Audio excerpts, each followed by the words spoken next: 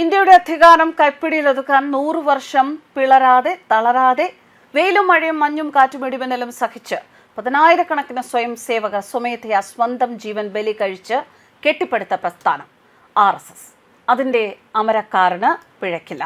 അമരക്കാരൻ പറയുന്നതനുസരിച്ച് ഓരോ ചുവടും മുന്നോട്ട് വയ്ക്കുന്ന രാജ്യത്തിൻ്റെ പ്രധാന സ്വയം സേവകന് ഒരിക്കലും ചുവട് പിഴക്കില്ല. ചില വസ്തുതകളിതാ ഇത് പങ്കുവച്ചിരിക്കുന്നത് ഭാസ്കരൻ നായർ അജയനാണ്. 2017 ഖമേനി ലോകത്തിലെ മുസ്ലിം സമൂഹം കാശ്മീരിലെ ജനങ്ങളെ പരസ്യമായി പിന്തുണയ്ക്കണം എന്ന് പ്രസ്താവിക്കുന്നു. PM മോദി മൗനം പാലിക്കുന്നു. 2020 ഖമേനി ഇന്ത്യയിലെ മുസ്ലിങ്ങളെ ഓർത്ത് എൻ്റെ ഹൃദയം വേദനിക്കുന്നു. ഇന്ത്യൻ സർക്കാർ ഹിന്ദുക്കളെ നേരിടുകയും കൂട്ടക്കൊല അവസാനിപ്പിക്കുകയും വേണം എന്ന് പറയുന്നു. PM മോദി നമ്മൾ ഇറാനിൽ നിന്ന് എത്രമാത്രം എണ്ണ ഇറക്കുമതി ചെയ്യുന്നുണ്ട്? UAE, ഖത്തർ, കുവൈറ്റ്, ഒമാൻ എന്നീ രാജ്യങ്ങളുമായുള്ള നയതന്ത്ര ബന്ധം PM മോദി വർദ്ധിപ്പിക്കുന്നു. 2022 PM മോദി റഷ്യയിൽ നിന്നുള്ള എണ്ണ ഇറക്കുമതി ഇരട്ടിയാക്കുന്നു. 2023 PM മോദി ഇറാനിൽ നിന്നുള്ള എണ്ണ ഇറക്കുമതി നിർത്തുന്നു. ഇറാനിൽ നിന്നുള്ള എണ്ണ ഇറക്കുമതി മൊത്തം ഇറക്കുമതിയുടെ 0.04% കുറയുന്നു. 2024 ഖമേനി വീണ്ടും മോദിയെ വിമർശിക്കുന്നു.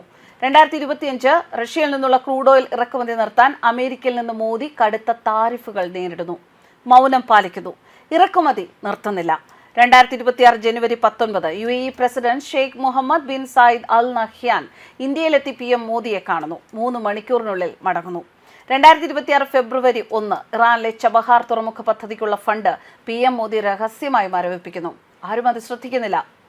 ഫെബ്രുവരി 25 ഇസ്രയേൽ സന്ദർശിക്കുമെന്നും പ്രധാനമന്ത്രി നെതന്യാഹുവുമായി കൂടിക്കാഴ്ച നടത്തുമെന്നും മോദി പ്രഖ്യാപിക്കുന്നു. ഫെബ്രുവരി 26 നെതന്യാഹു മോദിക്ക് നന്ദി പറയുന്നു. ഇരുവർക്കുമിടയിൽ ഊഷ്മളമായ ആലിംഗനം. ഫെബ്രുവരി 27 PM മോദി ഇന്ത്യയിലേക്ക് മടങ്ങുന്നു. ഫെബ്രുവരി 28 ഇസ്രായേൽ ഇറാനെ ആക്രമിക്കുന്നു. 2026 ഫെബ്രുവരി 28 രാത്രി ഖമേനി കൊല്ലപ്പെടുന്നു. 2026 മാർച്ച് PM മോദി തന്റെ പതിവ് ദിനചര്യകൾ തുടരുന്നു. 2026 മാർച്ച് 5 ഇറാൻ പരമോന്നത നേതാവ് അലി ഖൊമേനിയുടെ നിര്യാണത്തിൽ അനുശോചനം രേഖപ്പെടുത്തിക്കൊണ്ട് വിദേശകാര്യ സെക്രട്ടറി വിക്രം മിസ്രി ന്യൂഡൽഹിയിലെ ഇറാൻ എംബസിയിൽ സന്ദർശനം നടത്തി. ഇന്ത്യൻ ഗവൺമെന്റിനു വേണ്ടി അദ്ദേഹം അവിടെ വെച്ചിരുന്ന അനുശോചന പുസ്തകത്തിൽ ഒപ്പുവെച്ചു. പറഞ്ഞു വന്നത് എന്തെന്നാൽ ഇന്ത്യയുടെ അധികാരം കൈപ്പിടിയിൽ ഒതുക്കാൻ 100 വർഷം പിളരാതെ തളരാതെ വെയിലും മഴയും മഞ്ഞും കാറ്റും ഇടിമിന്നലും സഹിച്ചു പതിനായിരക്കണക്കിന് സ്വയം സേവകർ സ്വമേധയാ സ്വന്തം ജീവൻ ബലികഴിച്ച് കെട്ടിപ്പടുത്ത പ്രസ്ഥാനത്തിന്റെ അമരക്കാരനായ ഇപ്പോഴത്തെ ചീഫ് സർസംഘ് ചാലക് ശ്രീ മോഹൻ ഭാഗവത് ജിയുടെ നിർദ്ദേശാനുസരണം ഓരോ ചുവടും കണക്കുകൂട്ടി നിശ്ചയിച്ചുറപ്പിച്ച് രാഷ്ട്രത്തിനായി മുന്നോട്ട് വയ്ക്കുന്ന പ്രധാന സേവകന് തെറ്റുപറ്റില്ല, തെറ്റുപറ്റാൻ അനുവദിക്കുകയുമില്ല.